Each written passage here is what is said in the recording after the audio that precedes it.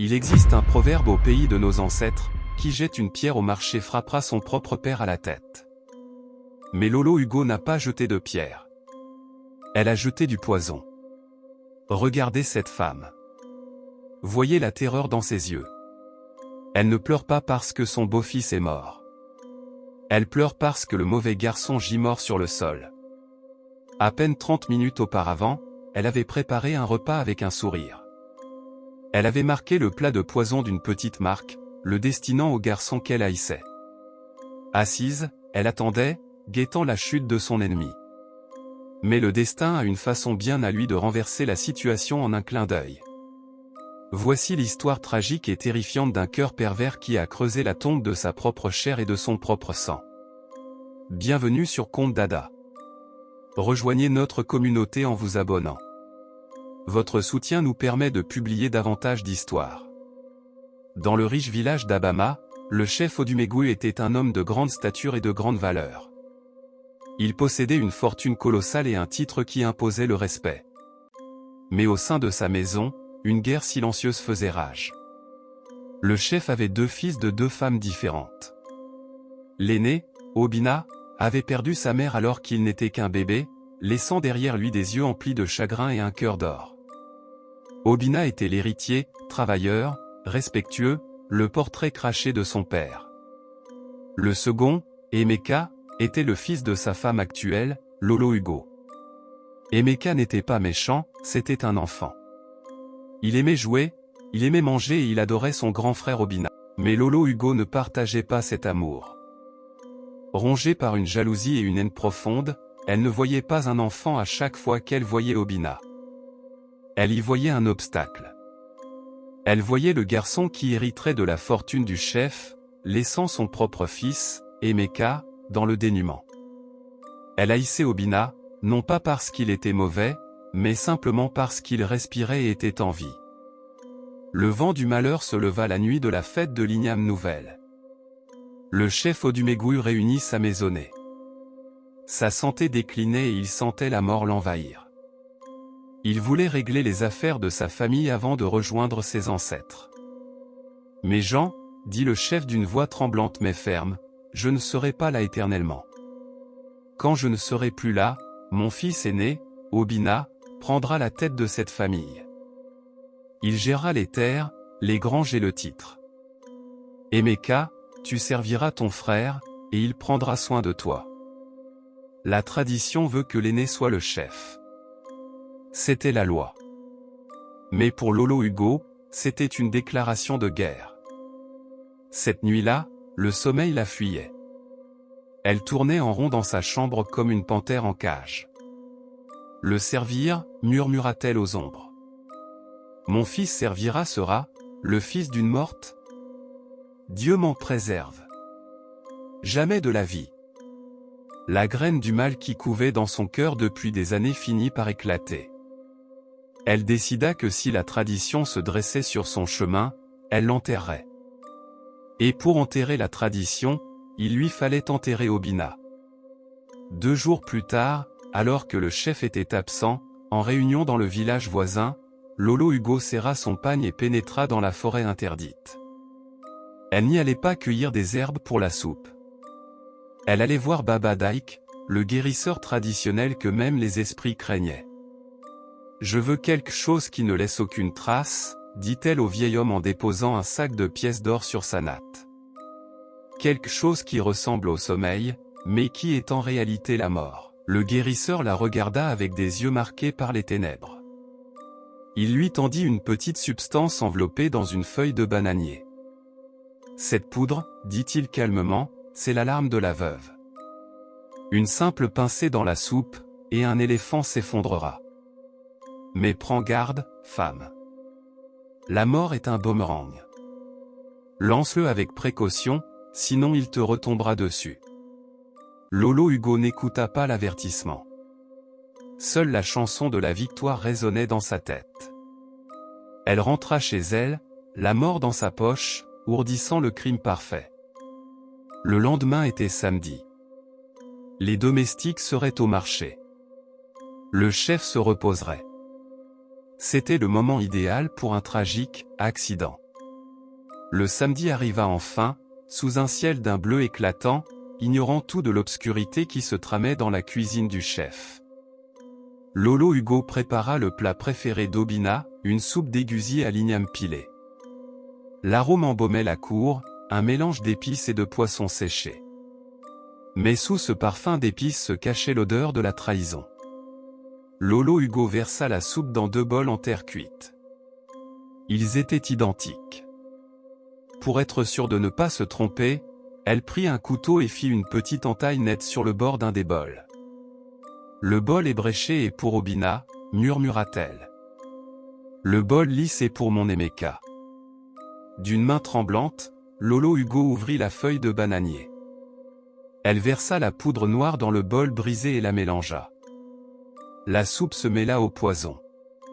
C'était fait. Un repas avait apporté la vie, l'autre, le silence éternel. Elle posa les 2 bols côte à côte sur la table. Au moment où Lolo Hugo mit le couvert, elle réalisa qu'elle avait oublié. « Je dois tout faire pour que ce soit parfait », pensa-t-elle. Elle se précipita à la cuisine chercher une carafe d'eau fraîche. Elle ne quitta la pièce qu'1 minute. Mais dans la vie d'un être humain, 1 minute suffit pour que Dieu intervienne. Pendant son absence, les 2 frères entrèrent en courant dans la maison. Ils jouaient au football dans le jardin, transpirant et débordant de joie. Emeka, le plus jeune et le plus joueur, poursuivait Obina. Ils firent irruption dans la salle à manger en riant, se poursuivant autour de la grande table en bois. Boum! Dans leur jeu, la hanche d'Emeka heurta violemment un pied de table. La table trembla. Les 2 bols de soupe glissèrent sur la table. Clac! Ils s'entrechoquèrent mais ne se cassèrent pas. Les garçons rirent, remirent la table en place et repoussèrent rapidement les bols. Mais en une fraction de seconde, leur position avait changé. Le bol cassé était maintenant à droite. Le bol intact était à gauche. Entendant les pas de leur mère revenir, les garçons tirèrent rapidement leurs chaises et s'assirent, s'essuyant le front et faisant semblant d'avoir attendu patiemment. Ils ignoraient qu'ils venaient de jouer à la roulette russe avec leur déjeuner. Lolo Hugo entra avec la carafe d'eau. Elle vit les garçons assis là. Son regard se porta sur la table. Elle aperçut un bol devant Obina et un autre devant Emeka. Comme elle avait placé le bol ébréché à gauche plus tôt, elle supposa que celui de gauche était encore empoisonné. Elle esquissa un sourire froid et diabolique. « Mangez, mes enfants », dit-elle d'une voix mielleuse. Elle rapprocha le bol de gauche d'Obina. « Obina, tu as bien travaillé aujourd'hui. Tu as besoin de force.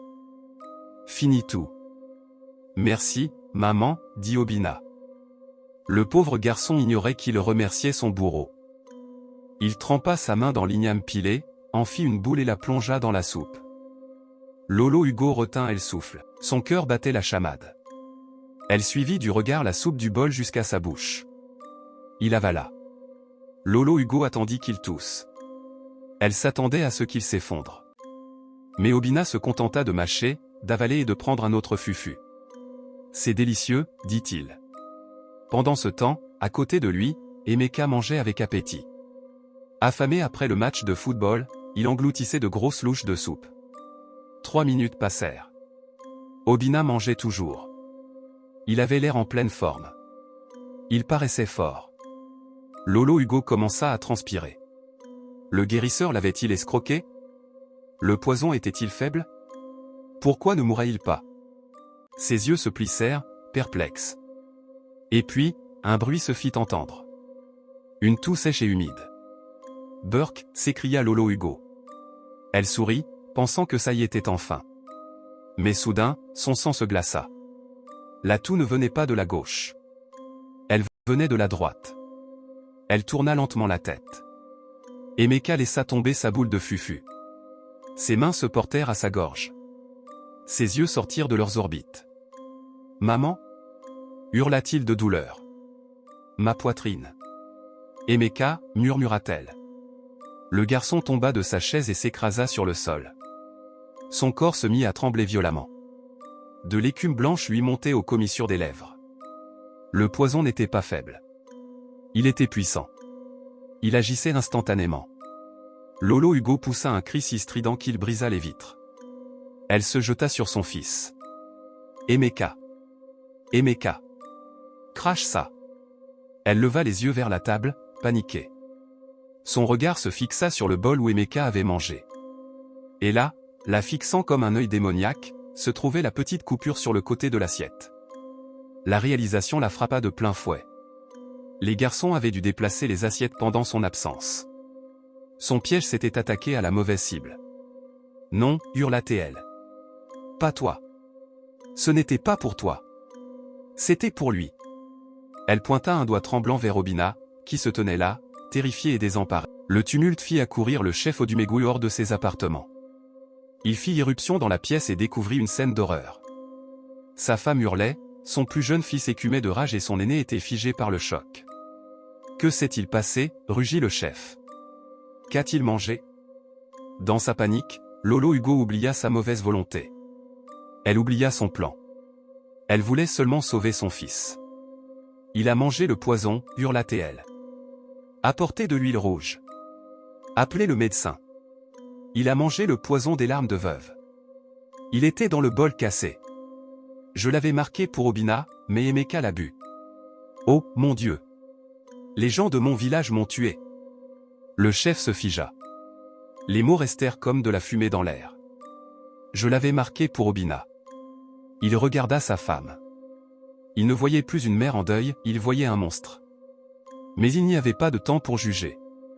Il saisit Emeka et ordonna aux serviteurs d'apporter l'huile de palme pour faire vomir le poison. Ce fut un combat de 3 heures. Le médecin du village travailla jusqu'à ce que ses vêtements soient trempés de sueur. Ils versèrent des litres d'huile rouge dans la gorge d'Emeka. Finalement, le garçon vomit le poison. Il survécut, mais seulement par la grâce de Dieu. Il était alité, pâle comme un fantôme, trop faible pour parler.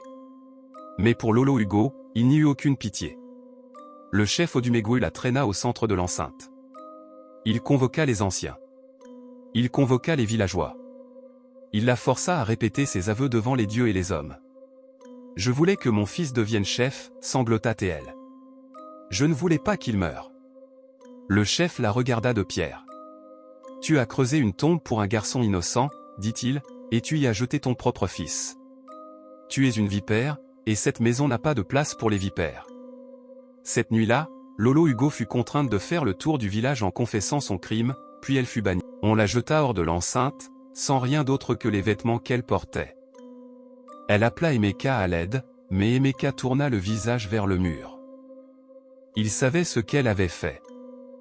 Il savait qu'elle était prête à tuer son frère aîné pour son héritage légitime. Les années passèrent. Obina devint chef, comme le destin l'avait prédit. Et Emeka? Emeka devint le bras droit de son frère. Il ne rechercha jamais le pouvoir, car il connaissait le prix de l'avidité. Les 2 frères vécurent heureux et en paix, unis par le sang qui faillit être versé.